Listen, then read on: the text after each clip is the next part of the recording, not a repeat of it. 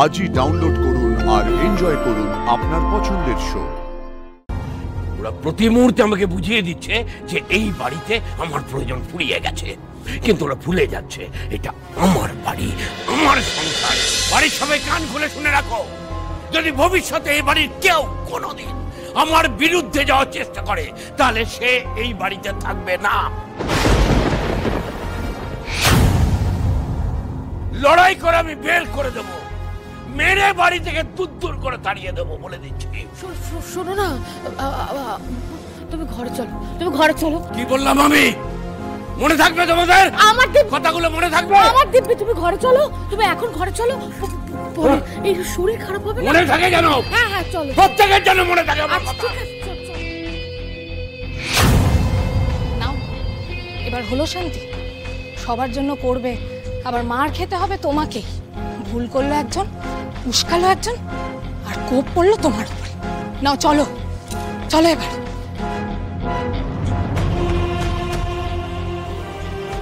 দাদা ভেতরে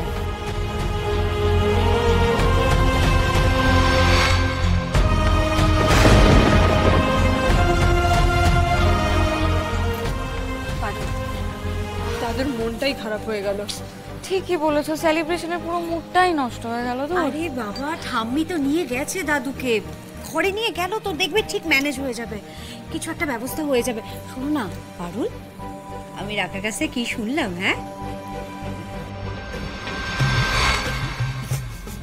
এই পারুল ঘরে চলো চলো। আচ্ছা বাবা, আচ্ছা দেখো এখন মন খারাপ করে কি করবে বলো তো?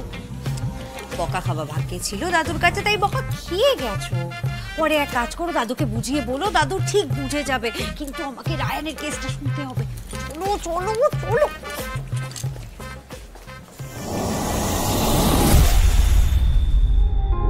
আরে শোনো না, শোনো না, ওরে বাবা তোমার মেজাজ না সব সময় সপ্তমে চলে থাকে।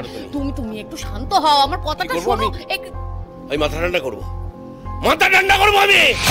হ্যাঁ, আমার পরিবারের লোকজন যা খুশি তাই করে যাচ্ছে, আমাকে যখন পারছে অপমান করছে, তারপরে তুমি আমার মাথা ঠান্ডা করতে বলছো? তুমি ওদের দলে। শোনো, ওরা প্রতি মুহূর্তে আমাকে বুঝিয়ে দিচ্ছে যে এই বাড়িতে আমার প্রয়োজন ফুরিয়ে গেছে, কিন্তু ওরা ভুলে যাচ্ছে এটা আমার বাড়ি, আমার সংসার। এই বাড়িটা, এই সংসারটা আমি তিল তিল করে করেছি। ওদের সব কটাকে না আমি চাপকে ঠিক করে দেব বলে দিলাম। এই সংসারকে আমি কিছুতেই ভাঙতে দেব না। আর ওদেরকে গিয়ে বলে দিও আমি ঠিক করব, একমাত্র আমি ঠিক করব এই সংসারে আমার প্রয়োজন আছে না প্রয়োজন নেই। সব কটাকে মজা দেখাবো আমি। সরে যাও, তুমি সরে যাও, তুমি সরো সরো। কি শুনবো? তুমি একবার একটু এখানে বসো, বসো একটু শান্ত হয়ে, তুমি বসো তো। তোমার মেজাজ এই সব সময় একবারে সপ্তমে চড়ে থাকে কেন যে বাবা, বুঝি না।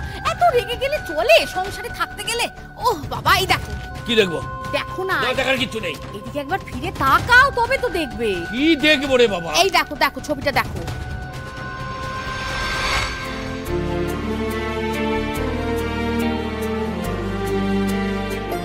এই বিদ্রোহ টিদ্রোহ তোমাকে পড়তে হবে না, তুমি শুধু ছবিটা দেখো। দেখো, দেখলে? বুঝতে পারলাম না কিছু? প্রেমে পড়েছে গো। ওই দুটিতে মিলে কাঁধে কাঁধে মিলিয়ে আন্দোলন করতে গিয়ে একে অপরের প্রেমে পড়েছে। সে খবর আমি পেয়েছি গো।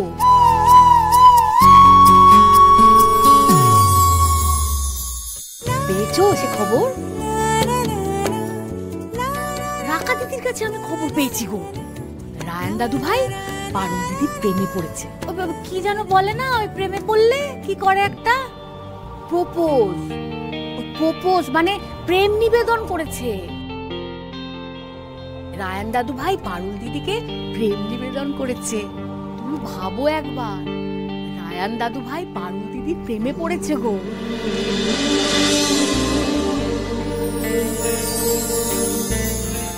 তোমাকে রাগ দেখিয়ে বলতো না, একটা মেয়েকে জিজ্ঞেস না করে আমার ঘরে ঝুলিয়ে দিল, আমার ঘরে ঝুলিয়ে দিল, এরকম বলতো।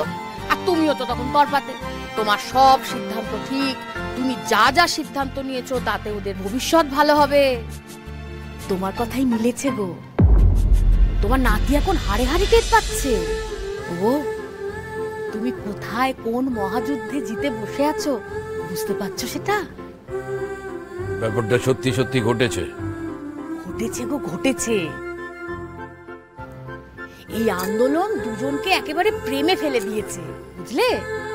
দেখো না, এক্ষুনি রায়ন দাদু ভাই তোমার পায়ে এসে পড়লো বলে, তোমার পায়ে পড়েই বলবে, দাদু ভাগ্যিস তুমি জোর করে বিয়েটা দিয়েছিলে, তা নাহলে আমি আমার স্বপ্নের রাজকুমারীকে পেতামই না।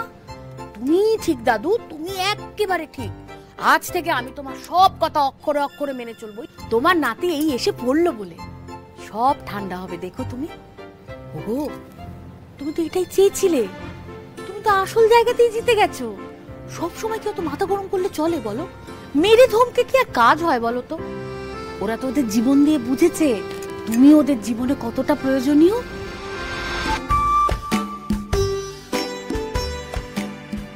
এক গ্লাস জল দিতে বলো তো।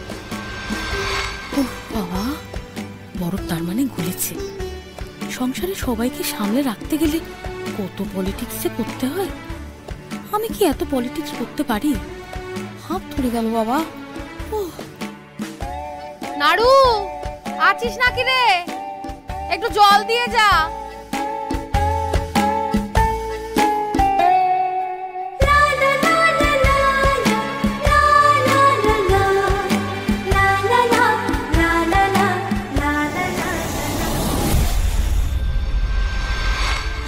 আর রায়ান ছাড়ো না, জানো তো দাদু একটু ওরমই।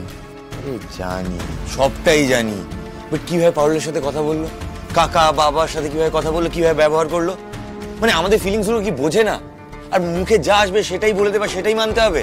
এই হিটলারি ব্যবহার মেজাজ না আর নেওয়া যাচ্ছে না। জাস্ট আচ্ছা আচ্ছা, সব বাদ দাও। তুমি আমাকে বলো যে রাকা যে খবরটা আমাকে দিল সেটা কি সত্যি?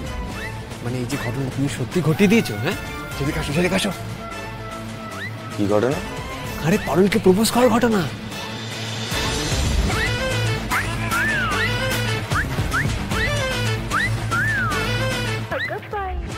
হ্যাঁ, ভাব দিচ্ছি সত্যি?